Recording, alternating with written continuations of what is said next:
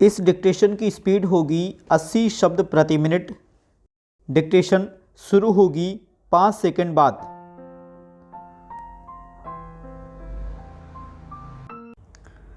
Start.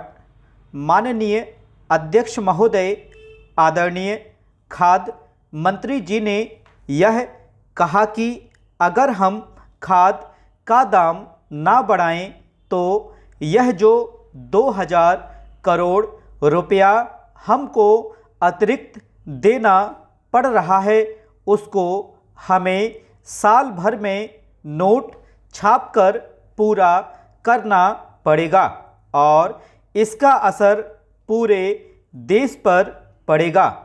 मंत्री जी ने यह भी कहा कि खरीद मूल्य तय करते समय इसका ख्याल रखा जाएगा, लेकिन जब आप खरीद मूल्य तय करेंगे तो इसका असर क्या पूरे देश पर नहीं होगा।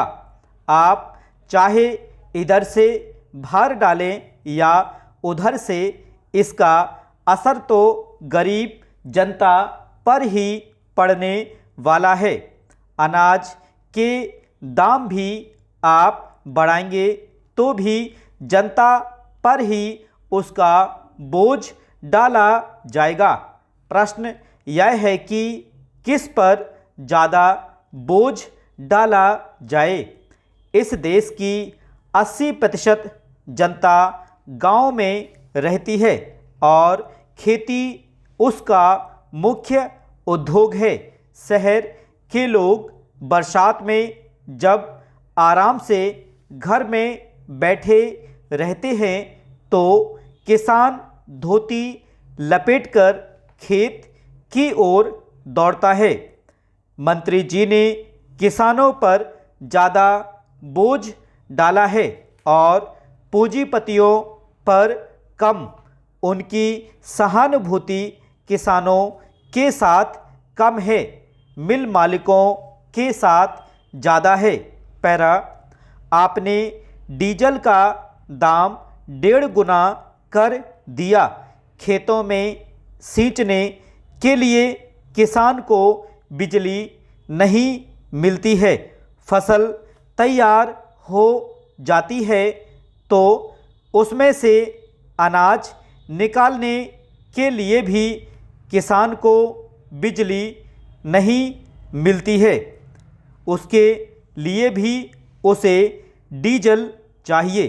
उसके लिए जीवन की जो आवश्यक वस्तुएं हैं, खेती बाड़ी के औजार हैं, उनकी भी कीमतें बढ़ा दी गई हैं। आप बार बार कहते हैं कि आप सारी चीज़ों पर एक साथ विचार करेंगे, लेकिन आपने एक बार भी इशारा नहीं किया कि आपके मन में क्या है, कैसे आप इस समस्या का समाधान करेंगे। इस पर प्रकाश डालिए। पैरा।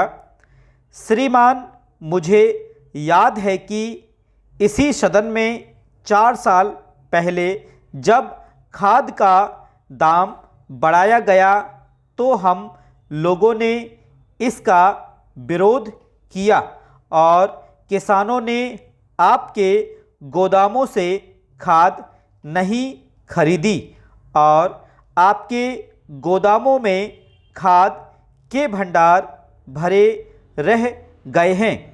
फलस्वरूप सरकार को 3 महीने के अंदर ही खाद के दाम घटाने पड़े।